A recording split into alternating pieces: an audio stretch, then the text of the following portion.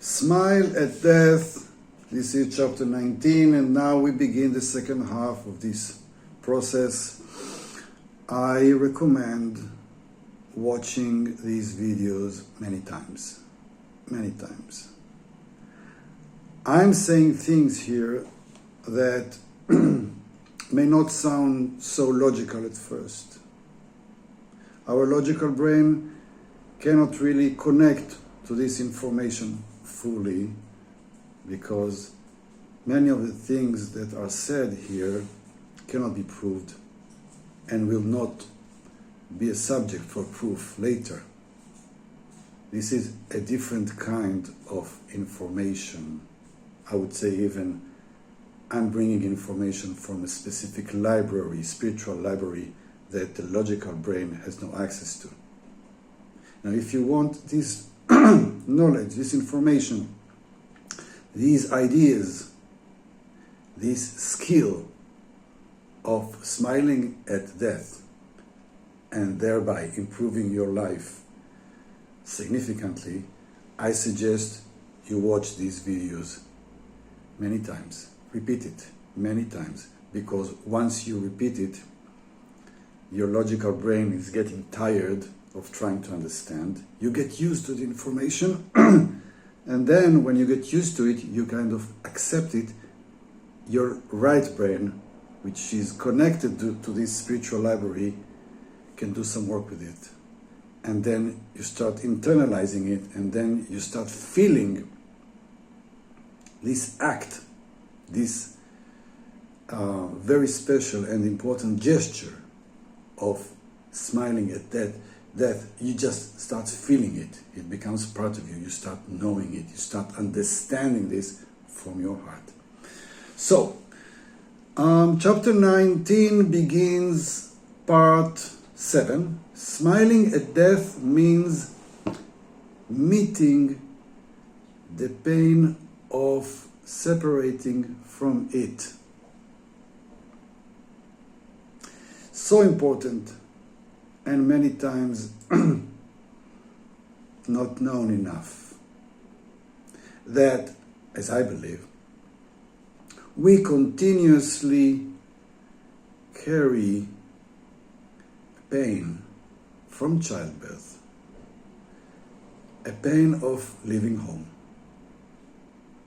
a pain of being distant from our source, from our really safe and confident place, distant from the true primary love that we used to have there. We are not at home. We are far away from home. We were sent here from home. We sent ourselves here from home to do some work here, because at home we need ourselves to be here. And yet we come here from home and we have this pain of not being there. And this pain is something that we are not aware of usually. And as I believe, many times where we meet losses, sadness, pain, we actually come in contact with this original pain of being away from home. This is a kind of existential pain that we need to live in. But as long as we don't realize this, we don't even cope with this. Smiling at death, meaning remembering that I am carrying this pain. And this is why smiling at death may be difficult. Because if it really works this way, why would I want to remind myself this tremendous pain? No, I would like to forget it and say, oh, I'm interested in here and now in my life. I'm not interested in what happened there when I was not alive, and all the process, the painful process of coming here, and the cost of being here instead of being at home. No, I wouldn't like to talk about this, but this is what we do here. So, this is chapter 19. I believe it's very, very, very interesting and very, very helpful for making some peace with my mixed emotion that I have to live with here. And as long as I don't realize that these mixed emotions and the times where I'm more in the suffering mode actually, in many ways, result from this primary pain. Chapter 19. A big part of our tears actually related to this. To this meaning the pain of parting from home. We actually need some stimuli, some ways to cry a little more to free this basic existential sadness. We need to connect with it. We need to know about it. And, you know, I cry whenever I see something in movies, something that it is emotionally exciting me, and I find myself in tears, and it's always rewarding, this crying. And I'm not sure that what I'm really crying about, but I understand that I need this cry. I need it. It's so soothing. It's catharsis. I need to cry. I believe that we have a continuous need to cry about home. About the home that we can never totally reach here, but we should always pursue it. We should always try to get as closer as we can. And still, in our emotional body, there is pain. And it is there. We are not here to cure this pain because we really miss home. I believe, I'm saying that people who cannot connect to this idea, to the pain, to the even kind of feeling of a loss of not being home, I think they are not aware enough of the real story of their lives. And from there, they don't understand how certain things in their lives go wrong, are too painful, are not accessible for some creativity or positive manipulation. No, they're just stuck over there.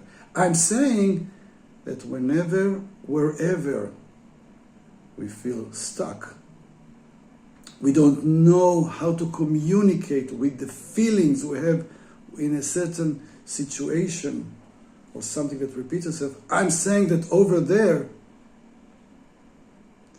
in a hiding place in your mind, there is this pain. And this is why I'm asking you, I'm advising you, I'm offering you, smile at death. Look at it. Like this. Stand up. Look at death. Don't hide. Don't close your eyes. Don't change the subject. Look at death. Smile at death. Here and now, while you are living. And if you practice it many times, one way or another, you will connect to this pain. And you won't even know, you won't even understand why you have this need to cry. And I'm saying it's okay. You connect to your emotional truth. And I'm saying also that other things that continue to give you pain, that continue to make you sad, you don't find the ways to overcome them.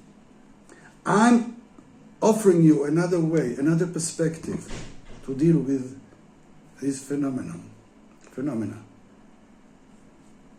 I'm telling you, you can try smiling at death while you meet this sadness, and then tell yourself that you may stay stuck with this sadness because this sadness represents a much bigger, more fundamental sadness that you overlooked all your life, the sadness of missing home.